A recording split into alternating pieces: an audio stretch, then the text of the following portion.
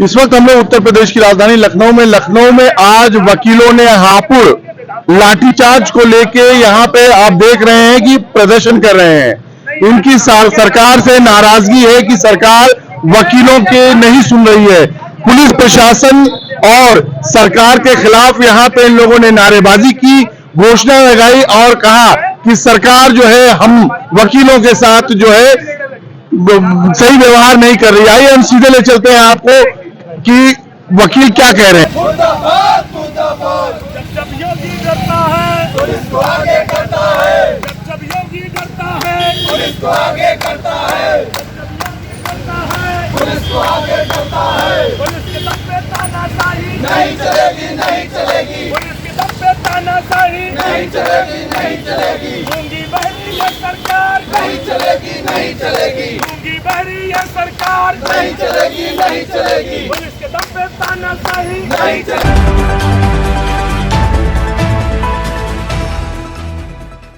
आप लोग जो है खासकर अधिवक्ता गण जो है हाईकोर्ट के लगातार आप लोग आंदोलन कर रहे हैं, सरकार और प्रशासन सुनने को तैयार नहीं है।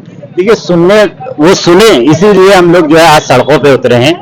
और अगर वो नहीं सुनेगी तो हम लोगों को सुनाना आता है और इस संघर्ष को और बड़ा किया जाएगा। और नहीं होगा तो हम लोग विधानसभा घेरेंगे और जब तक सरकार सुन नहीं लेगी हम लोग पीछे नहीं हटेंगे। बार काउंसिल हमारा नेतृत्व कर रहा है, जैसा बार काउंसिल कहेगा हम लोग उसके नेतृत्व पे वैसा काम करने के लिए, सड़कों पे उतरने के लिए, विधानसभा घेराव करने के लिए हर तरीके से तैयार है। लखनऊ में भी पुलिस ने जो है आप लोगों के साथ, लेकिन पुलिस के भी कुछ अधिकारी जो है यहाँ पे क्षतिग्रस्त हुए थे हापुड़ घटना के बाद। तो क्या लखनऊ जो प्रशासन है, पुलिस प्रशासन और हापुड़ के पुलिस प्रशासन में फर्क है? देखिए सारी जगह की पूरे यूपी की पुलिस एक है और पुलिस का संचालन करने वाला एक है।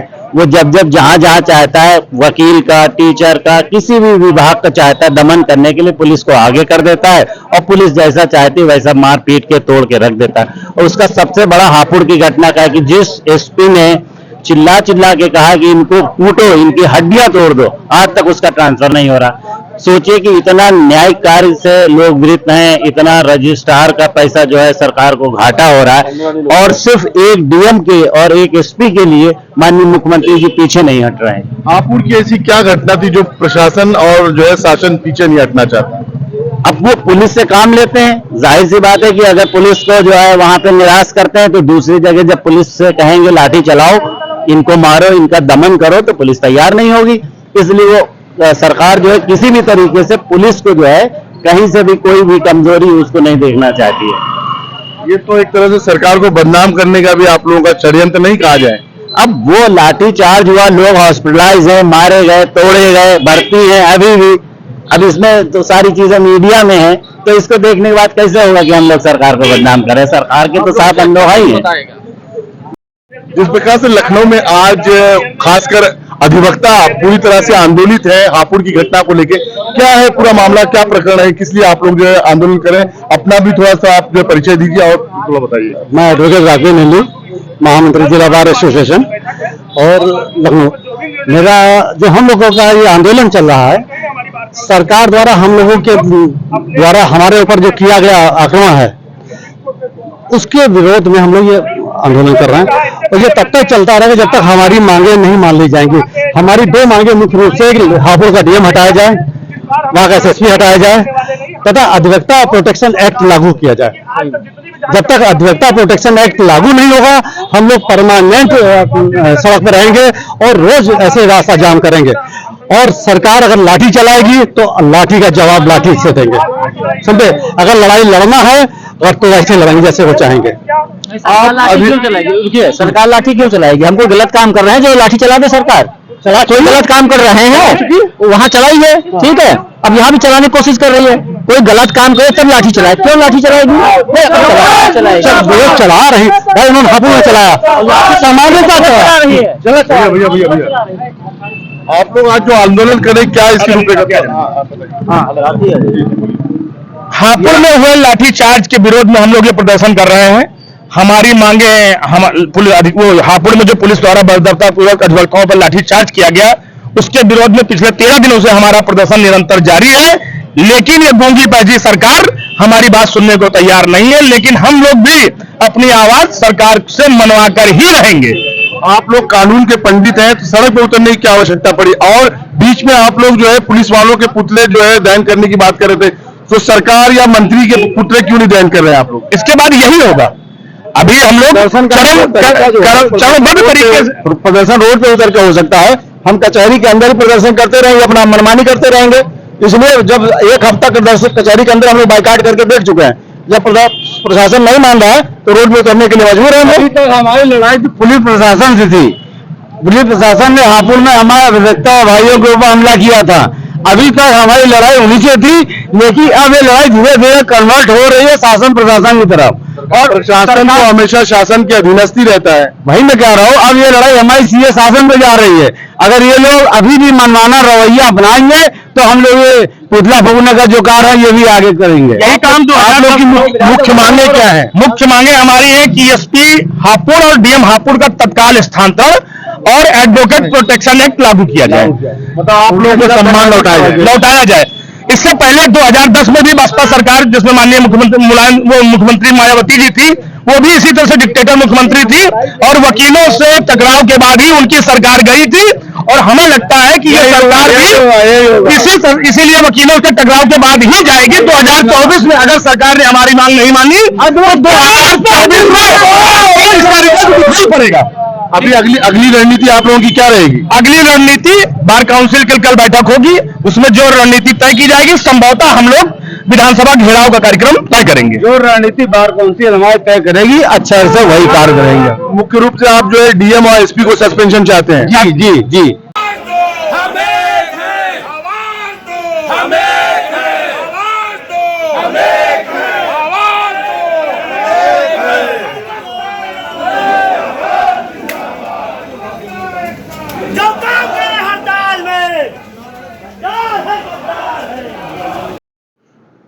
हापुड़ की घटना को लेकर जिस प्रकार से लखनऊ के अधिवक्ता पूरी तरह से आंदोलित हैं, आइए हमारे बीच सीनियर एडवोकेट तारिक सिद्दीकी साहब हैं, इनसे पूछा जाए कि हापुड़ की जो पूरी वास्तविकता क्या है, आखिर क्यों वकील जो है, कुछ वकील आंदोलित हैं और कुछ जो है अपने क्यूबिकल में बैठे हुए हैं।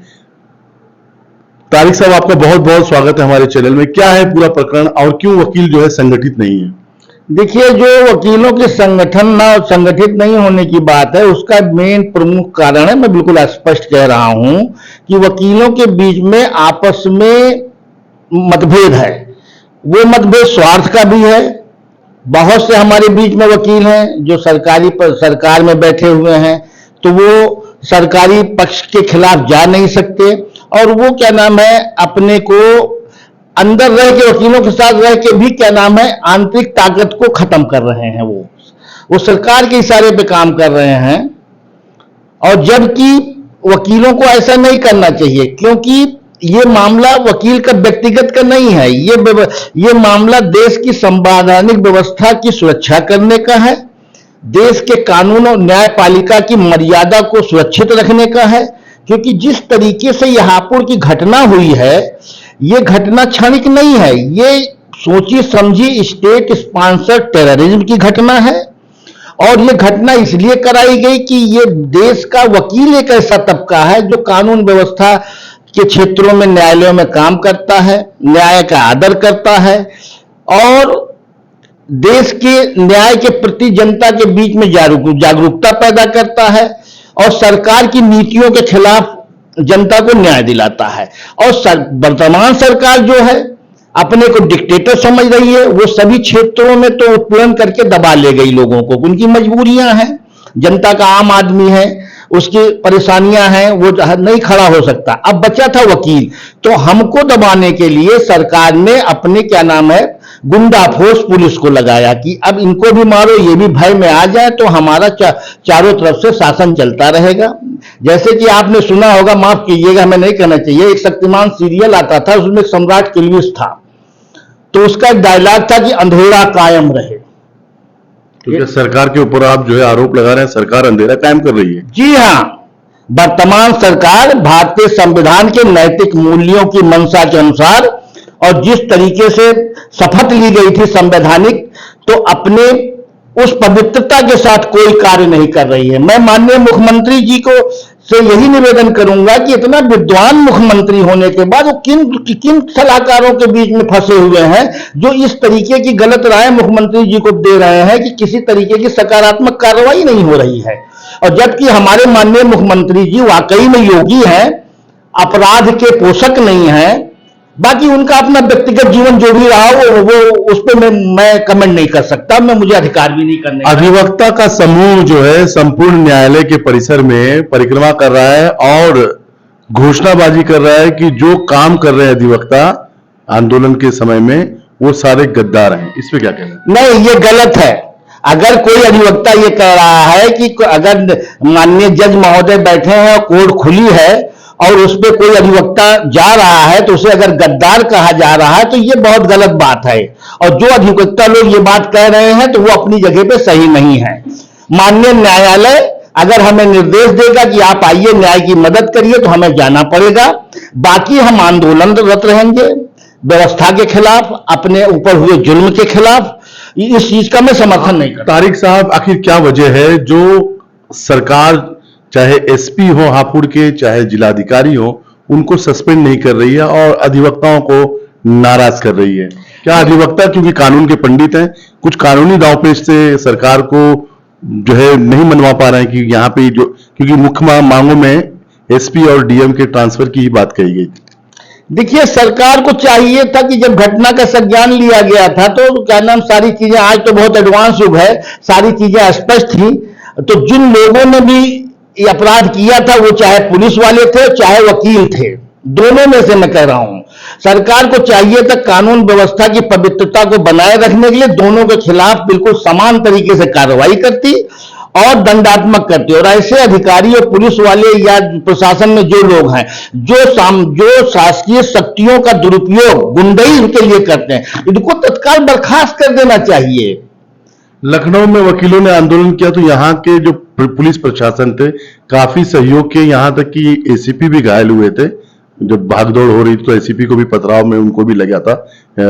सुनील शर्मा जी की मैं बात कर रहा हूं। तो क्या लखनऊ के प्रशासन पुलिस प्रशासन हापुड़ में आपको फर्क नजर आ रहा है कि राजधानी का असर है? देखिए, मैं आपको लखनऊ पुलिस प्रशासन के बारे में स्पष्ट बता दूं जो मेरा अपना तजुर्बा है, और मैं जब से कमिश्नर बनी तब से मैं ज्यादा तजुर्बा रखता हूं। जितने भी हमारे आईपीएस अफसर आए या जितने भी पीपीएस अफसर हैं, इनकी अच्छाई के बारे में मेरे पास शब्द नहीं है।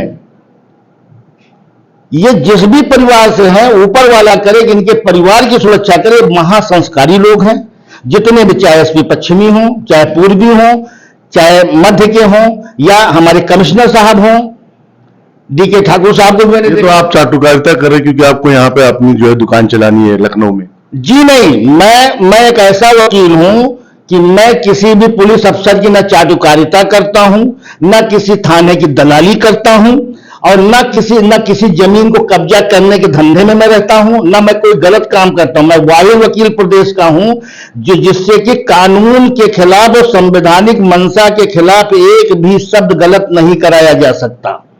ये हमारे बीच तारिक सिद्दीकी साहब थे, बड़ी बेबाकी से अपना पक्ष रख रहे थे।